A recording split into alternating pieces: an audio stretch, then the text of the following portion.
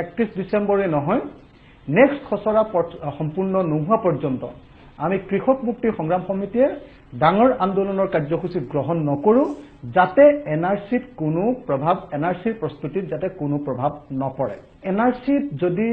এবাৰ খসৰাত যদি কাৰবাৰ নাম নাহেও তেতিয়া হলে প্ৰথম খসৰাটোত নাহে দ্বিতীয় খসৰা ওলাব ফাইনেল খসৰা যেটো সেই খসৰাটো যেতিয়ালৈকে সম্পূৰ্ণ নহয় তেতিয়ালৈকে যেন আমি কোনেও প্ৰতিবাদ নকৰো যদি নাম নাহেও তেতিয়া হলে আমি কৰ্তৃপক্ষৰ লগত যোগাযোগ কৰিম আৰু যদি সৰ্বশেষত যদি সঁচাকে কোনোবা স্বদেশীৰ নাম বাদ পৰি যায় বা কোনোবা বিদেশীৰ নাম অন্তৰ্ভুক্ত হয় তেতিয়া আমি সকলোৱে মিলি এনআৰসিখন শুদ্ধ কৰি লম তাত যাতে কোনেও এটো আমাৰ জাতীয় কাম এটোত আমাৰ কাৰো কাজিয়া পেছাল নাই এটো আমি সকলোৱে একেলগতে কৰিব লাগে মই ভাবো যে অসমৰ জাতীয় জীৱনত এই মুহূৰ্তত অসমৰ মানুহে সকলো আন্দোলন বাদ দি এটাই আন্দোলন কৰা দৰকাৰ সেই আন্দোলনটো হল যে নাগৰিকত্ব সংশোধনী বিধেয়কখন যাতে পাছ হ'ব নোৱাৰে তাৰ ব্যৱস্থা কৰা বিজেপিয়ে প্ৰচাৰ কৰি আছে যে 2014 চনৰ 31 ডিসেম্বৰলৈকে অসমলৈ অহা বাংলাদেশ বা আফগানিস্তান বা পাকিস্তানৰ পৰা অহা মুছলমান মানুহবিলাকক নাগৰিকত্ব দিয়া হ'ব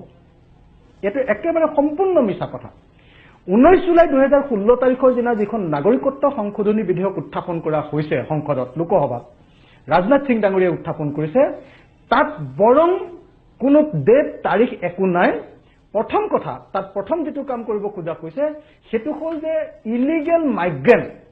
বা অবৈধ অনুপ্ৰৱেশকাৰীৰ যেটো সংজ্ঞা বা ডেফিনিশন সেটো বদলাই দিয়া হৈছে কোৱা হৈছে যে নাগৰিকত্ব আইন 1955 অবৈধ অনুপ্ৰৱেশকাৰী বুলি কলে যেটো বুজায় আৰু অসমৰ ক্ষেত্ৰত 1971 চনৰ 24 মাৰ্চৰ যেটো সীমা আছিল তাৰ পৰিৱৰ্তে এতিয়াৰ পৰা বাংলাদেশ পাকিস্তান আৰু আফগানিস্তানৰ মুছলমানক বাদ দি হিন্দু খ্ৰীষ্টান জৈন শিখ পাৰ্চী আৰু এটা আছিল এই ছটা ধৰ্মৰ মানুহ বৌদ্ধিষ্ট এই ছটা ধৰ্মৰ মানুহে যদি ভাৰতবৰ্ষ বা অসমলৈ আহে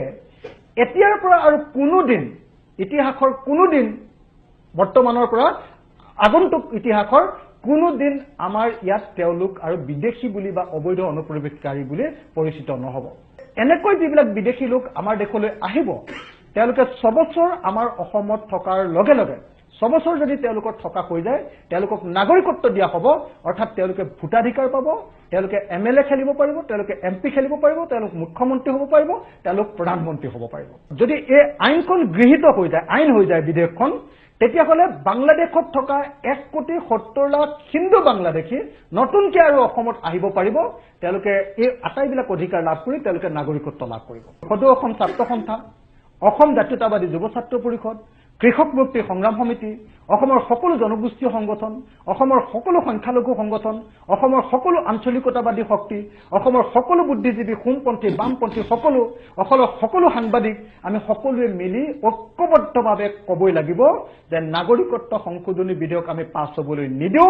এটো আমাৰ জাতীয় এজেন্ডা আৰু এই এজেন্ডা আমি যেতিয়ালৈকে ফুলফিল কৰিব নোৱাৰিম তেতিয়ালৈকে অন্য কোনো বিভেদ আমি নকৰো নিজৰ মাজত